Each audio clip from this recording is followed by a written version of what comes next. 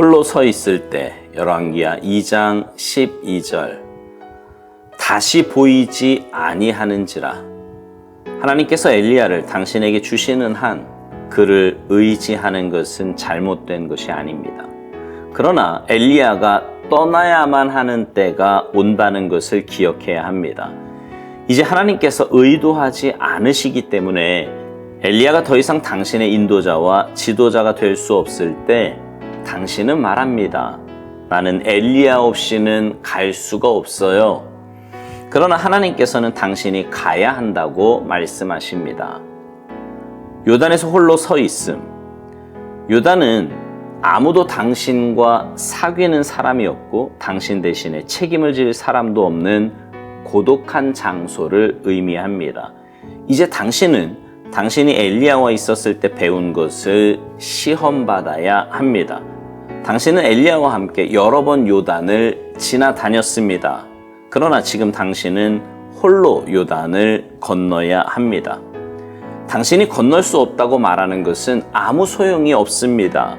이 시험은 다가왔으며 당신은 건너야만 합니다. 만일 당신이 믿었던 그 하나님이 정말로 당신의 하나님인지 알기 원한다면 홀로 당신의 요단강을 건너십시오. 여리고에서 홀로 서 있음. 여리고는 당신이 당신의 엘리야가 위대한 일을 행했던 것을 목격했던 장소입니다. 그래서 당신의 여리고에 오면 당신은 하나님을 신뢰하면서 앞서 나갈 강한 의향이 없습니다. 당신은 다른 사람이 당신 대신에 그 일을 책임지기를 원하게 됩니다. 그러나 만일 당신이 엘리야에게 배운 것에 충성한다면 하나님께서 당신과 함께 하신다는 증거를 얻게 될 것입니다. 베델에서 홀로 서 있음. 당신의 베델에서 당신은 당황하여 어쩔 줄 모르게 되지만 바로 그곳이 하나님의 지혜가 시작되는 곳입니다.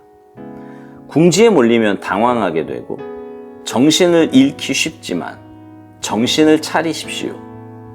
하나님께 진실하게 서면 주님께서는 주의 진리로 당신의 삶을 붙드셔서 거룩한 산 제사가 되게 하실 것입니다. 당신의 엘리야에게 배운 것을 실천하십시오. 그가 남긴 겉옷과 기도를 사용하십시오. 하나님을 신뢰하기로 굳게 결단하고 더 이상 엘리야를 찾지 마십시오.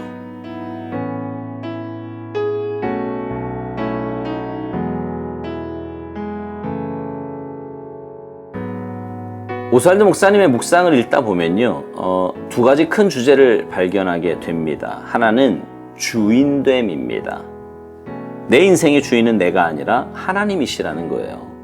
내 행동과 생각과 모든 삶의 방식이 내가 주인이 되어서 나 중심으로 하는 게 아니라 하나님 중심으로 하나님의 뜻에 맞게 살아야 됨을 이야기합니다.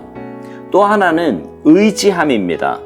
이 땅을 살면서 우리는 반드시 누군가를 혹은 무언가를 의지하며 살아가게 됩니다. 신앙인 된 우리가 의지할 대상은 오직 하나님 한 분이시지요.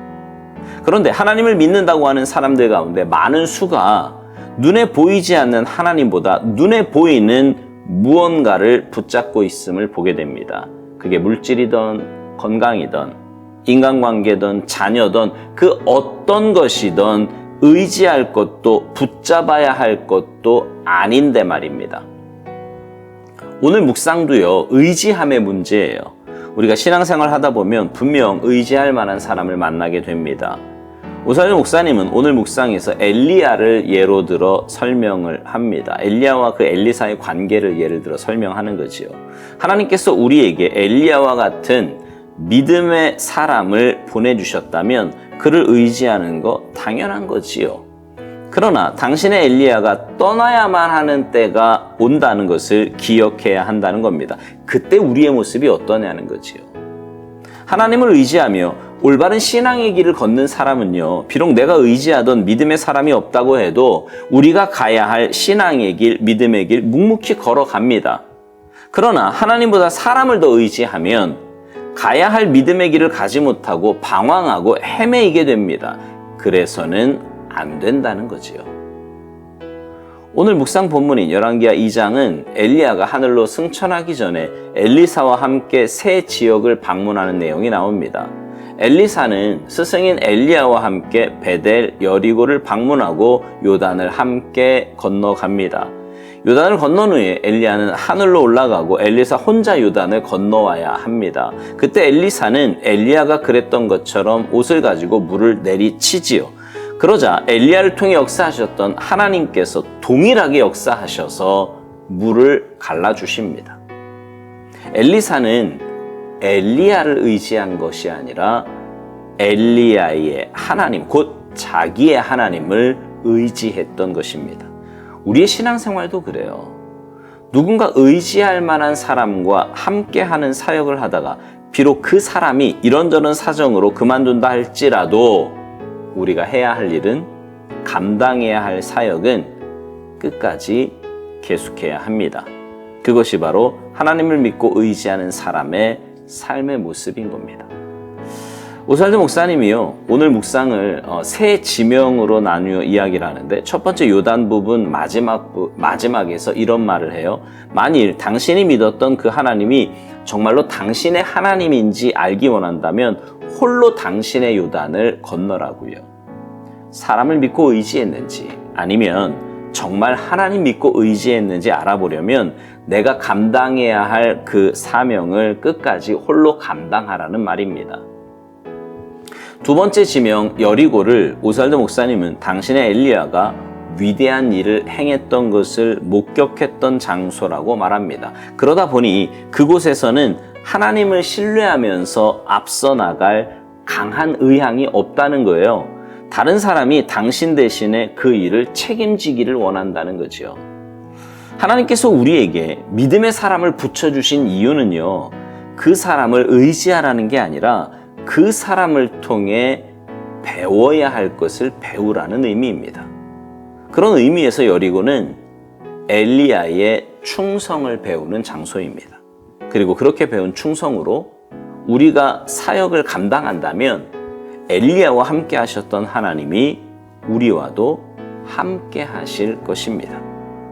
그렇습니다. 하나님을 신뢰함과 충성스러움의 열매는 함께 하시는 하나님의 놀라운 은혜를 맛보는 것입니다. 그리고 그렇게 할 때 더 영적인 삶, 더 믿음의 삶 살 수 있어요. 마지막 장소 베델에 대해 오살드 목사님이 이렇게 말합니다. 당신의 베델에서 당신은 당황하여 어쩔 줄 모르게 되지만 바로 그곳이 하나님의 지혜가 시작되는 곳이라고요. 하나님께 진실하게 서면 주님께서는 주의 진리로 당신의 삶을 붙드셔서 거룩한 산제사가 되게 하실 것이라는 겁니다. 엘리사는요, 베델에서 대머리라는 아이들의 조롱을 받지요. 한번 생각해 보세요. 그가 평생 따르던 스승이 조금 전에 하늘나라로 갔어요. 이제 자신이 사역의 주체가 되어서 그 사역을 감당해야 되는데 사역의 장소에서 엉뚱한 일로 마음과 정신을 빼앗기게 됩니다. 그럴 때 얼마나 당황이 되고 마음이 어렵겠습니까? 그러나 그때 엘리사는 엘리야에게 배운 대로 하나님의 능력을 사용합니다. 그리고 그 이후 엘리사는 엘리야에게 요청한 대로 갑절의 성령의 역사를 나타내며 귀한 사역들을 감당하게 됩니다. 여러분, 우리가 의지할 분은 오직 하나님 한 분이십니다. 우리는 그분의 일을 하는 것이고 그분으로 인해 능력과 역사가 나타나는 것입니다. 바라기는 여러분의 모든 삶의 영역과 사역의 영역에서 온전히 주님만 의지하시기 바랍니다. 믿음의 선배들이 보여준 그 신앙의 모범을 여러분의 것으로 삼으시고 의지는 하나님만 하시기 바라요. 그래서 하나님의 놀라운 은혜와 역사 가운데 귀한 사명 잘 감당하는 여러분 모두가 되시기를 주님의 이름으로 축복합니다. 아멘.